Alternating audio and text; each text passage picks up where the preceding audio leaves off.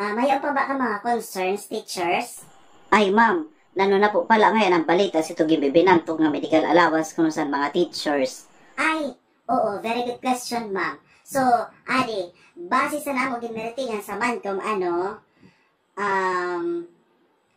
i-release na ko ng 7K medical allowance sa mga teachers.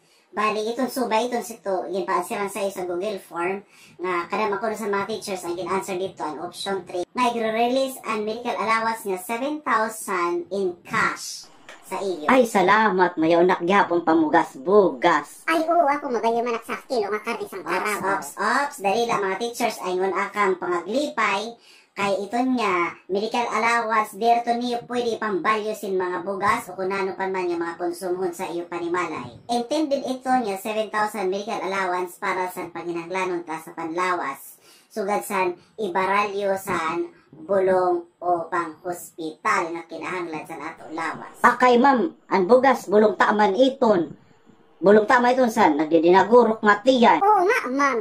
Maya o naging palusad nga guidelines para sa pag-release ito nga medical allowance, mga ma'am. At ano naman daw laiton. Ade. Una, kinahanglan niya ang resibo ang iyo ginpanmalit nga mga bulong. Ha? At pakalamay pamalat itong sira nga. Ikaduha, kung na hospital ka, kinahanglan niya ang kamsing picture. Obvious gihapon, nga yaon nakatakot sa iyo nga swero, o kung at tuman ka puno sa ICU, kinahanglan may nakatakot sa iyo nga oxygen. Kalamay pamalat iton ma'am. At tupad nga ni, picture lang kinahanglan nga, nagkakahig sira sang karataman ginwinarak nga mga rigsok, release dahil ng kwarta. Kami lugod nga, amo matuging kuri-kurian lat nga mga tax nga, igahatag saan, pakukurian palat kami sa pag makakukuha. At ako rin liwat. Kalamay pa man liwat nga. Kadi sa lagat ang purpose, di ba? Di nga ginaruan resibo kita, ipapakuri ang pamanluat. Medical allowance bago. Ato kay warag gud sina mahimo mga teachers kay mayong gud iging palusad nga guidelines para lasiton nga medical allowance kung paano ang pag-release. Dili kit student pwede sumarang kay maugod ito na stipulated sa nga memorandum nga ginpalusan.